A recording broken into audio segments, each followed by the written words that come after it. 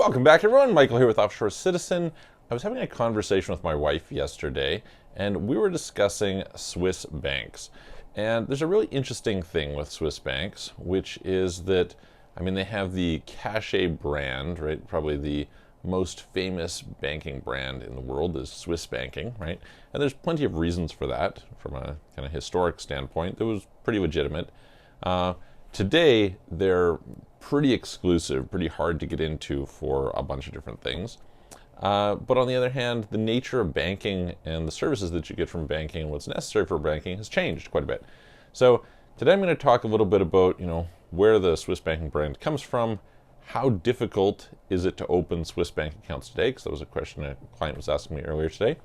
And then third of all, are Swiss banks outdated? So we're going to dive in and we're going to discuss that right now. Before we do that, if you haven't already, please hit the subscribe button. Go to the all notifications so you don't miss out on any of our future videos. If you would like help with these subjects of, where to bank, how to on and off ramp out of crypto, where to relocate, what residencies and citizenships to get, how to optimize your international tax and asset protection, forming companies, opening bank accounts, the strategy and the implementation, please reach out to us. You can book a call with me, calendly.com/Michael-Roswin, is a link in the description below, or send a message to our websites, offshorecitizen.net or offshorecapitalist.com. Okay, so here's the thing about kind of the state of banking today that I think is really relevant to this conversation, okay? So we have to understand, first of all, that there's a big difference between business banking, in particular transactional business banking, what we'd call normal transactional banking, and wealth management, all right? So I think that for a lot of people in a lot of parts of the world, they're used to just doing transactional banking, right? You store some money there, you go and buy groceries, you swipe your credit card, you order plane tickets, you whatever. And if that's what you're needing to do, then banking is fairly simple, and there's a number of banks that do an okay job at it, right? In fact, a lot of the banks do an okay job at it. I wouldn't say they do a great job at it. Honestly, things like Wise, which I've done a couple different videos on, Revolut, N26, all these fintechs, etc., tend to do a pretty good job of it. Then there is business banking, and business banking is a whole other ballgame because it's more risky for banks. It's tougher to kind of get involved and do this. And so what you can open up is a different kettle of fish. Then we have kind of the wealth management side, right? And wealth management is about investing. This could include brokerage accounts. But I think the bigger thing is keeping your money safe, because there's a lot of banks that I'm pretty happy to keep, $1,000, $10,000, $100,000 in.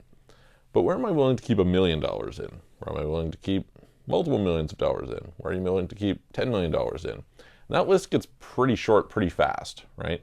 Suddenly, a lot of the places that, seemed okay are not so okay. And I think that changes the whole optics, right? So historically, what did Swiss banks offer? They really offered bank secrecy, right? It goes back to the time of World War II, protecting money. And the Swiss bank secrecy thing was pretty useful for a long time until it got cracked starting in 2009 and then following through mainly until 2013. We'll call it 2015 with FATCA. Kind of in that range, Swiss bank secrecy just got plowed out, right? So unfortunately, that's not really a big thing. Now, it depends always privacy from whom, right? But we're talking here specifically privacy from governments, okay? Privacy from governments gone out the window. Of course, you still have privacy from other individuals, etc.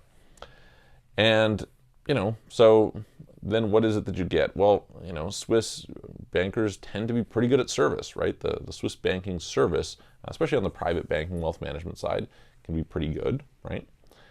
The thing about it, you can WhatsApp your banker and get them to do different things for you, etc. They can get you an array of card services available, things like that. But on the other hand, no matter how good the service is, often it's not as fast as just going into the app and doing something. And I remember having a concierge service attached to one of my credit cards, and a lot of people don't use these. They're attached to the Visa Infinite, etc. cards. And I would try and call up and get them to do stuff. Be like, hey, I want you to identify plane flights for me or something, right? The problem was they didn't get you any special deals. And I could just go on Expedia and pull up the list just as quickly as they could. So what was the point, So that's like, And similar with a lot of these services, it used to be to execute like investment orders, right? You have to call your broker and say, hey, buy me 100,000 shares of, Procter and Gamble. Sell 20,000 shares of Walmart. Buy, whatever, right? Today you don't do that. Today you go onto your app and you can buy and sell faster than that process at tiny, tiny fees. And these guys really aren't very cost effective. So what are you really getting out of there? Now, sometimes you're getting access to other markets, right? For example, maybe you can't access, Russian markets or Chinese or something like this. Maybe you're talking about access to various bond products. I was talking to somebody about this earlier today. Sometimes you can get access to really good corporate bonds that are not really accessible. It's not that you can't buy them, you can, but they are tougher to know about, tougher to see, etc. And so there's some things that could be done in that regard. But increasingly, again, I can go on Interactive Brokers and I can get a lot of these things. So the question then becomes, in the face of that, what's the value of something like Swiss banking? And when I talk to people, because I think there's various times where it makes a lot of sense for clients, I tell them, okay, well, all those cards that you want an Amex Black card, they'll get you the Amex Black card. You want this thing, they'll get you that, right? Great. Loans, you want to be able to buy a property in London as a foreigner, and it's not really good for foreign buyers, they can take care of that for you, right? Great, that's helpful. You want to have good service, right? Somebody who's going to be responsive to you, etc., accessible, great. Now, if you want somebody who's going to manage your money for you, great. They're like happy to do that. How good a job do they do at that? I would say mediocre in general, okay? In general, I'm not a big fan. I've done a video previously about, do you need an investment advisor? You can go and check it out. Like the results are pretty mediocre mostly across the board. It's very rare that you find people who are really exceptionally good. Now, the truth is, if you're not doing anything, right? Let's just say you're good at making money online in an e-com business or something, or you're an affiliate, or you're doing something like that. Well, the reality is that, it's better than doing nothing by far, right? They're probably going to fairly safely get you a reasonable rate of return. Is it going to be spectacular? No.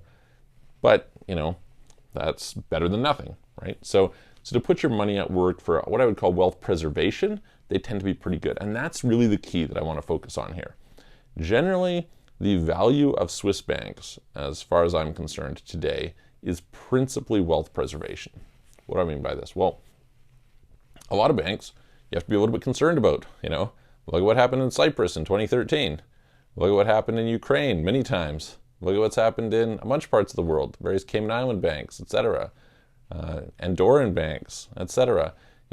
When you're going in for the Swiss banking brand, what you're namely paying for, in my opinion, is I can put tens of millions of dollars there and not be afraid that the money's going to vanish, not be afraid that there's going to be some huge concern, etc. That's really the main thing that you're going in for. And in particular, like sophisticated wealth management in general. Now, yes, they try and wrap it around in a bunch of different other stuff, right, that they're going to provide, and they do a decent job of it, right? They can access all kinds of investment. You want to buy gold, you can buy gold. You want to custody gold, they'll custody gold for you. You want to, do a transaction to send money to purchase a property, no problems. All of that stuff is there. The friction of banking can be removed a lot. In other words, whereas TransferWise could call you up and say, hey, we decided to close your account because there's some little term of service that you didn't see, and that's that.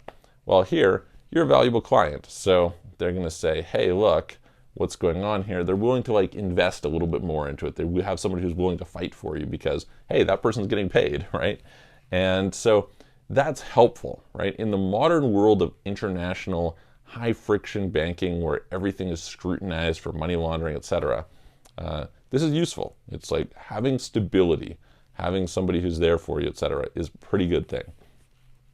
Also, they're almost always willing to accept almost any legal structure. Like, you want a Panama Foundation? Great, you can do a Panama Foundation. You want to have some sort of a fancy trust structure? You can have a fancy trust structure. You want a Seychelles or BVI company? You can have a Seychelles or BVI company. They're willing to accept that at a time when almost nobody will. Now, keep in mind, they won't allow you to do transactional banking that way, right? So it's not like you can be paying your employees and receiving payments from customers that way. No. This is like a holding company that you're doing investing through.